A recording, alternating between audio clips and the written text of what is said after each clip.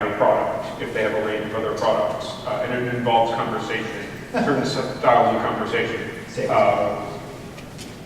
Even if somebody calls into you, they're like, why should, and there are techniques. You can teach a robot how to do that and have these conversations and start selling and put it on the phone or put it in chat.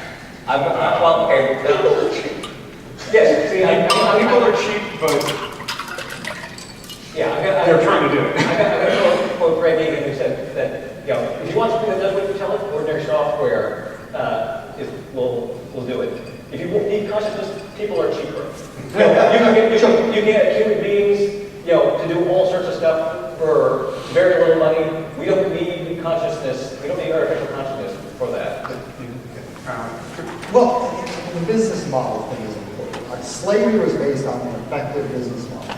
We don't need to pay these people, we just need to feed them. They can eat what they're growing for us. We let them eat some of that to stay alive to grow us more food. The whole basic model of slavery was we don't have to pay. We're saving a fortune. We have free labor, regardless of where the labor came from. I agree. There's no point if you're building machines to do jobs that is an effective business model.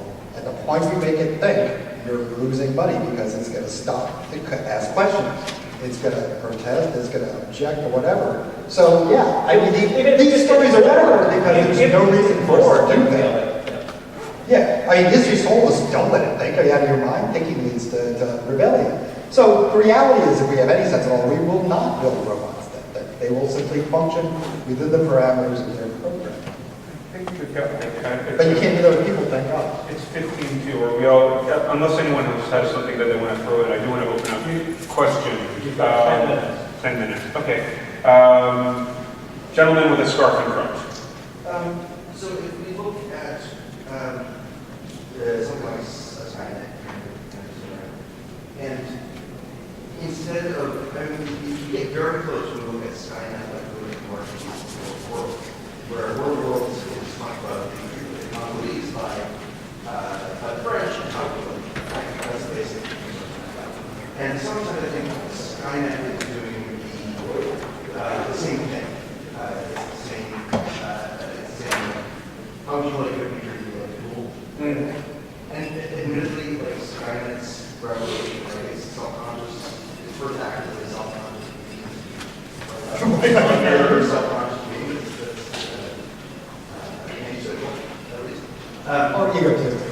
I should be the only one. No, wait, I think that gets at the heart of it. Because it's saying, this is what we are. Like Skynet is us, the Martians are us. But you know, putting ourselves as in we were gods and our creation were gods over us. Certain things, I think that those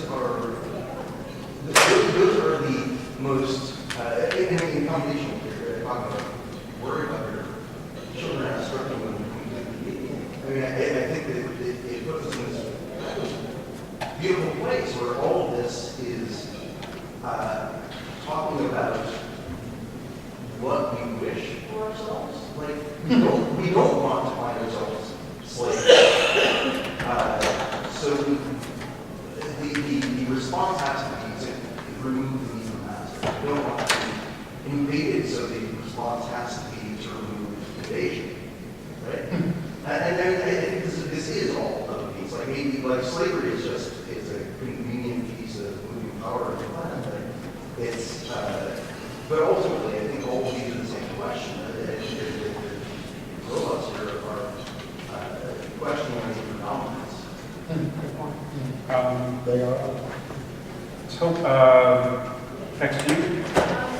What I've been thinking about also is the way that artificial intelligences are represented in this culture where that, you know, that's the first thing that comes to my mind when you've got artificial intelligences just coexisting as equal, but, you know, fundamentally by necessity. Like, you know, they're all on the board and they're hanging out and, you know, they have their little squabbles and things like that. And, you know,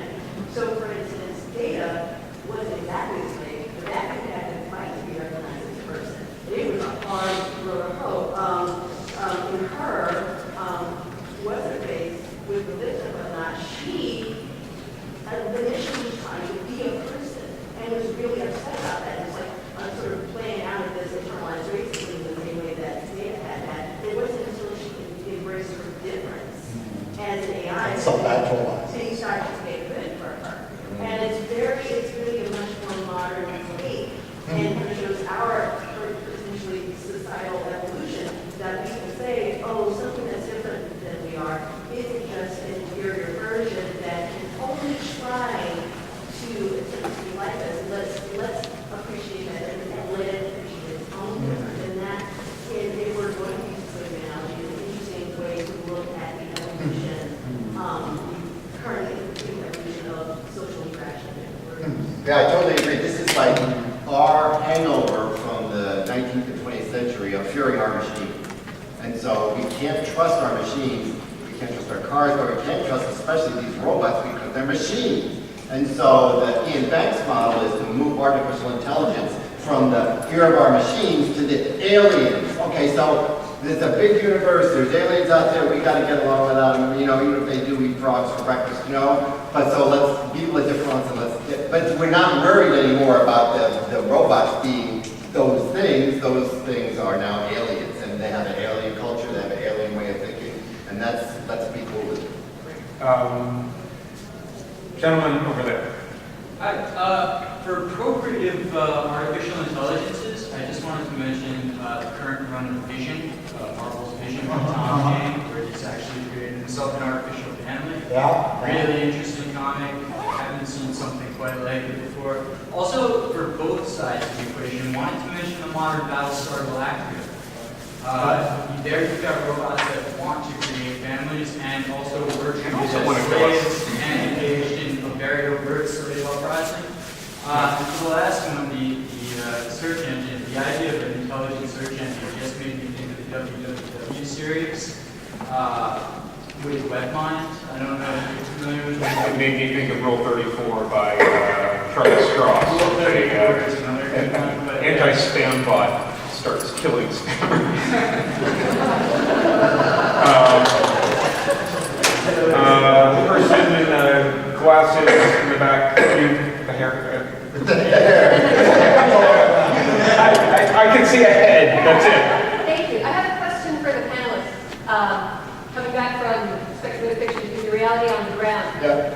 I'm very interested in the future of sex bots, which I do suspect will be a large driving force in the market. My reading suggests that the latest goal for sex robots, which are pretty advanced already, is for robots which will give the appearance of enjoying the act, right? That would be that. Mostly female sex robots who will beg for sex and enjoy it. My question, and ethics is a word we haven't used very much.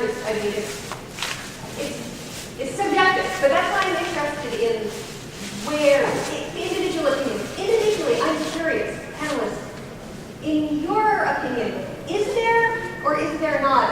Is it or is it not unethical to design a device, an android, let's say, that gives the appearance of enjoying being used? I remember the original Stepford Wives, where there was a scene where they come in and they hear the man upstairs with his wife, and she's like, "Oh, Frank, you're the king, you're the king." And this geeky little guy comes downstairs with this gorgeous woman with giant breasts. And it's like, really? And that's what Stepford Wives is all about, programming the women to give not real pleasure, but the simulation of pleasure to the recipient, so that the person they're interacting with thinks that they're enjoying it, regardless of whether they're robots. So it gets back into slavery or prostitution at that level, where it's not internalized, it's just giving you what you want. I think if it's just a machine, if it's essentially a plushy toy, Really doesn't. if it's a plushy toy that says, "Oh, Frank, you're the king," when you have sex with it, that's not doing any more harm than the plushy toy that says, "Hello, I love you," or whatever. That's not an ethical issue.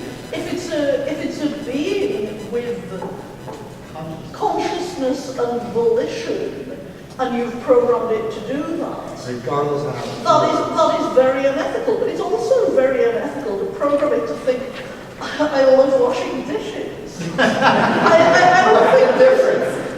There is no. I don't think there is a difference, and I think it would be worse to program your dishwasher to hate washing dishes than to program it to love washing dishes, right? But it's much better to have a dishwasher that has no consciousness. It just washes It dishes. just washes dishes. Even if it's your penis. I just wanted to add that I agree that if it is just say a fluffy toy, then having a fluffy toy which just says, oh yes, you know, that is there is no ethical dimension in terms of that interaction.